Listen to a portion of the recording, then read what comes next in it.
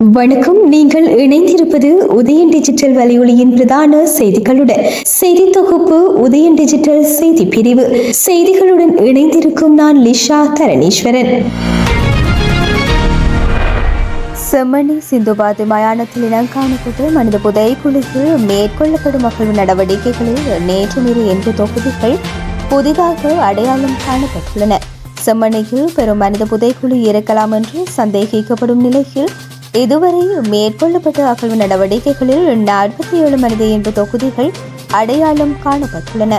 Chemmani Sindbad Hindu மயானத்தில் மனித எண்பு தொகுதிகள் இனங்காணப்பட்ட நிலையில் அங்கு தற்போது 2ஆம் கட்ட அகழ்வு நடவடிக்கைகள் முன்னெடுக்கப்பட்டு வருகின்றன. 2ஆம் கட்ட அகழ்வு பணிகளின் 11ஆம் நாள் அகழ்வுகள் நேற்று நடைபெற்ற நிலையில் 2 தொகுதிகள் அடையாளம் காணப்பட்டுள்ளன. அகழ்வு நடவடிக்கைகளில் இதுவரை 47 மனித எண்பு தொகுதிகள் அடையாளம் காணப்பட்டுள்ள நிலையில் 44 எண்பு தொகுதிகள் முழுமையாக அகழ்ந்தெடுக்கப்பட்டுள்ளன. இதேவேளை குறைந்த இடத்தில் அகழ்வு நடவடிக்கைகள் மேற்கொள்ளப்பட்டு வரும் நிலையில் அதற்கு அருகில் மேற்கொள்ளப்பட்ட துப்புரவாக்கல் பணியின் போது மேலும் சில மனித எண்புகள் இனம் காணப்பட்டுள்ளன. மனித எண்பு எச்சங்கள் தென்பட்ட பகுதியில் தற்போது அகழ்வு நடவடிக்கைகள் முன்னெடுக்கப்பட்டு வருகின்றன. இந்த நிலையில் ஏற்கனவே அகழ்வு நடைபெறும் பகுதிக்கு வெள்ள நீர் செல்வதை தடுக்கும் நோக்கில் அகழ்வு நடைபெறும் இடத்துக்கு அருகில் நேற்று துப்புரவு நடவடிக்கைகள் மேற்கொள்ளப்பட்டன. அதன்போது அங்கு மனித எண்பு எச்சங்கள் தென்பட்டதை அடுத்து அந்த நடவடிக்கைகள் கைவிடப்பட்டன. எண்பு எச்சங்கள் தென்பட்டதை அடுத்து ஆய்வுகளின் பின்னர் அங்கும் அகழ்வு நடவடிக்கைகள் மேற்கொள்ளப்படும் என்று தெரிய வருகின்றது. இந்த அகழ்வு நடவடிக்கைகள் நீதிவான் ஏ ஆனந்தராஜாவின் கண்காணிப்பில் முன்னெடுக்கப்படுகின்றன. துறைசார் நிபுணரும் பேராசிரியருமான சோமதேவாவின் தலைமையிலான குழு அகழ்வு நடவடிக்கைகளில் ஈடுபட்டுள்ளது. அகழ்வு நடவடிக்கைகள் முன்னெடுக்கப்படும் போது காணாமல் ஆக்கப்பட்டோர் ஆணைக்குழுவின் சட்டத்தரணி பூரணி மரியநாயக்கன், காணாமல் ஆக்கப்பட்டவர்களின் உறவினர்கள் சார்பான சட்டத்தரணி VS நிரஞ்சன், சட்ட மருத்துவ அதிகாரி பிரணவன் செல்லையா தலைமையிலான குழுவினரும் அங்கு முன்னிலையாக்கி வருகின்றனர். யாழ்ப்பாணம் வடமராட்சி கிழக்கு சுண்டிக்குளம் கிராம சேவக பிரிவில் மக்களின் காணிகள் ரகசியமான முறையில் கடற்படையால் அளவீடு செய்யப்பட்டுள்ளதாக வடமாகாண காணிக்கான மக்கள் உரிமை இயக்கத்தின் தலைவர் முரளிதரன் தெரிவித்துள்ளார். தனது இல்லத்தில் நேற்று ஊடகங்களுக்கு கருத்து தெரிவிக்கையிலேயே மேற்கண்டவாறு அவர் தெரிவித்தார். தொடர்ந்தும் தெரிவித்த அவர், யாழ்ப்பாணம் வடமராட்சி கிழக்கு சுண்டிக்குளம் பகுதியான கிராம சேவக பிரிவில் அமைந்திருக்கின்ற மக்களின் மேற்படி நிலங்கள் மக்களுக்குரிய காணிகள் திருகோணமலையில் இருந்து வந்த கடற்படைக்கின் ஒரு குழுவால் மிக ரகசியமாக அளவீடு செய்யப்பட்டுள்ளது. தங்களுடைய சொந்த காணிகள் கடற்படையினரால் அளவீடு செய்யப்படுவதை அறிந்த அங்கு இருந்த ஒரு சில மக்கள் கடற்படையிடம் கேள்வி எழுப்பிய போது உங்களுடைய காணி என்றால் அனுமதி பத்திரத்தை காட்டுமாறு தெரிவித்ததாக மக்கள் கூறுகின்றனர். சுண்டிக்குள பகுதியில் காணப்படும் அதிகளவான காணிகள் அரசு காணிகளாக காணப்படுகின்றது. அங்கே வசித்த மக்களின் காணிகளுக்கு உறுதி இருக்காது.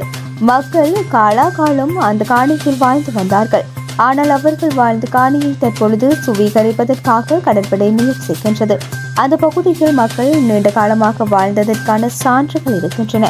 வீடுகள், கிணறுகள், அங்கே மக்களால் பராமரிக்கப்படும் மரங்களும் இருக்கின்றன.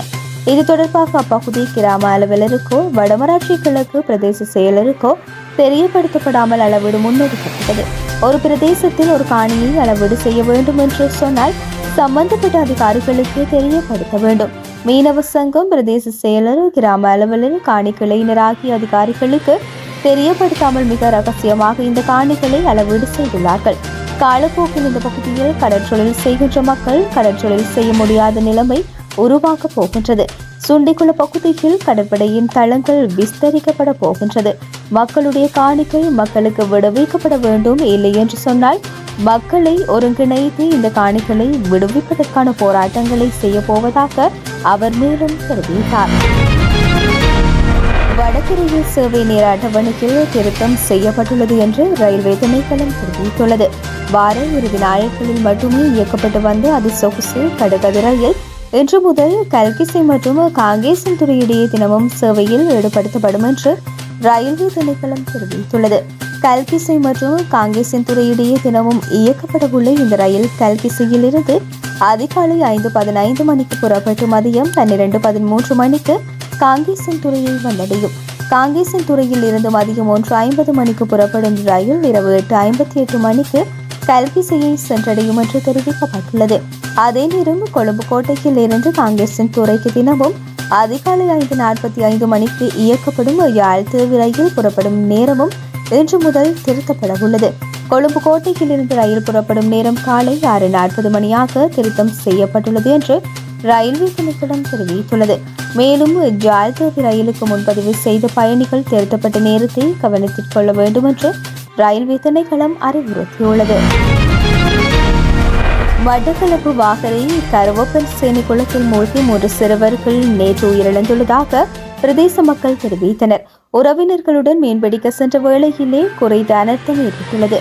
பனிச்சேரியை சேர்ந்த 12 வயதுடைய க சானுஜன், 10 வயதுடைய க டிக்ஷன் மற்றும் ஏ ருக்ஷானா ஆகிய 3 சிறுவர்களை இவ்வாறு உயிரிழந்துள்ளனர். இவர்கள் மூவரும் பனிச்சேரி திருமகள் வித்தியாலயத்தில் கல்வி கற்கும் மாணவர்களாகும். உயிரிழந்த மூவரும் குளத்தின் கரையோரத்தில் குழி தோண்டி விளையாடிக் கொண்டிருந்த போது குளத்தில் காணப்பட்ட பாரிய குழியில் தவறி விழுந்து உயிரிழந்துள்ளதாக உறவினர்கள் தெரிவிக்கின்றனர். தற்போது கோடை காலமானதால் குளத்தில் நீர்மட்டம் குறைந்து காணப்படுவது வழக்கமாகும். இக்காலங்களில் குளத்தில் மீன்பிடி தொழிலில் ஈடுபடுபவர்கள் சிலர் தங்களது குடும்ப சகிதம் அப்பகுதிக்கு சென்று தங்கி நின்று இரவு பகலாக மீன்பிடி தொழிலில் ஈடுபட்டு வருவது வழக்கமாகும். இவ்வாறான நிலையிலேயே இச்சம்பவம் இடம்பெற்றுள்ளது. சம்பவம் தொடர்பான மேலதிக விசாரணைகளை வாகரை போலீசார் மேற்கொண்டு வருகின்றமை குறிப்பிடத்தக்கது. தமிழக முதலமைச்சர் ஸ்டாலின் சமூக நீதியை படுகொலை செய்துவிட்டு விடுதிகளுக்கு பெயர் சூட்டுகின்றார் என பாமக தலைவர் அன்புமணி ராமதாஸ் விமர்சித்துள்ளார். இது குறித்து அவர் வெளியிட்டுள்ள அறிக்கையில் தெரிவித்திருப்பதாவது: தமிழ்நாட்டில் பல்வேறு அரசு துறைகளின் கீழ் செயல்பட்டு வரும் 2739 விடுதிகளும் இனி சமூக நீதி விடுதிகள் என்று அழைக்கப்படும் என முதலமைச்சர் மு.க. ஸ்டாலின் அறிவித்திருக்கின்றார். சமூக நீதி என்ற பெயரை மு.க. ஸ்டாலின் தலைமையிலான திமுக அரசு பயன்படுத்துவதை விட பெரிய கொடுமையும் முரண்பாடும் இருக்க முடியாது. வாழும் காலத்தில் ஒருவரை கொடுமைப்படுத்தி படுகொலை செய்துவிட்டு அவரது கல்லறையில் பெயரை பொறிப்பது எப்படியோ அப்படித்தான் மு.க. ஸ்டாலினின் செயல்பாடுகளும் அமைந்திருக்கின்றன. தமிழ்நாட்டில் சமூக நீதியை ஒட்டுமொத்தமாக படுகொலை செய்துவிட்டு அதற்கு பரிகாரம் தேடும் வகையில் சமூக நீதி என்று கூறிக்கொண்டிருக்கின்றார். திமுக ஆட்சிக்கு வந்து 4.5 ஆண்டுகள் ஆகிவிட்ட நிலையில் சமூக நீதியை காக்க இதுவரை இந்த நடவடிக்கையும் மேற்கொள்ளப்படவில்லை. இந்தியாவில் கர்நாடகம், பீகார், தெலுங்கானா, ஆந்திரம் உள்ளிட்ட மாநிலங்களில் மாநில அரசுகளால் சாதிவாரி கணக்கெடுப்பு நடாத்தப்பட்டுவிட்ட நிலையில் இன்று வரை தமிழ்நாட்டில் சாதிவாரி கணக்கெடுப்பு நடாத்தப்படவில்லை. அதற்கான அதிகாரம் மாநில அரசுக்கு வழங்கப்பட்டுள்ள நிலையில் தங்களுக்கு அதிகாரம் இல்லை என்று கூறி அந்த சமூக நீதி கடமையை தட்டி கழித்துக் கொண்டிருக்கின்றார் மு.க. ஸ்டாலின். முதலமைச்சர் மு.க. ஸ்டாலினே உங்களுக்கு ஒரு வேண்டுகோள்: சமூக நீதி என்பது மிகவும் புனிதமான சொல்.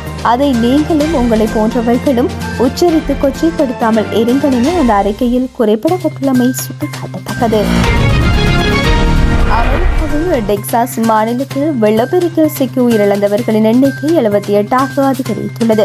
அதில் 28 சிறுவர்களும் அடங்குவதாகவும் தெரிவிக்கப்பட்டுள்ளது. டெக்சாஸ் மாநிலத்தில் வெள்ளப்பெருக்கு அதிகளவு ஏற்பட்ட மையப்பகுதியான ஹில் கண்ட்ரியில் உள்ள கெர்ஹவுண்டி மாவட்டத்தில் 28 சிறுவர்கள் உட்பட 68 பேர் உயிரிழந்துள்ளனர். டெக்சாஸில் வேறு இடங்களில் மேலும் 10 பேர் உயிரிழந்துள்ளதோடு 41 பேர்கள் காணாமல் போயுள்ளதாக உறுதிப்படுத்தப்பட்டுள்ளது. கோடைக்கால முகாமில் இருந்து காணாமல் போன மாணவிகளை தேடும் பணி தொடர்ந்து நடைபெற்று வருகின்றமை குறிப்பிடத்தக்கது. 2025 தொடக்கம் 2027 ஆண்டுகளுக்கான உலக டெஸ்ட் கிரிக்கெட் சாம்பியன்ஷிப் புள்ளி பட்டியல் வெளியிடப்பட்டுள்ளது.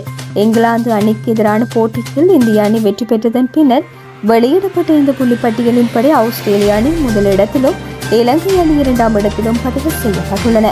இதேவேளை இங்கிலாந்து அணி 3ஆம் இடத்திலும் இந்திய அணி 4ஆம் இடத்திலும் தரப்படுத்தப்பட்டுள்ளதுடன் பங்களாதேஷ், மேற்கிந்திய தீவுகள், நியூசிலாந்து, பாகிஸ்தான் மற்றும் தென்னாப்பிரிக்கா ஆகிய அணிகள் பட்டியலில் முறையே தரப்படுத்தப்பட்டுள்ளன.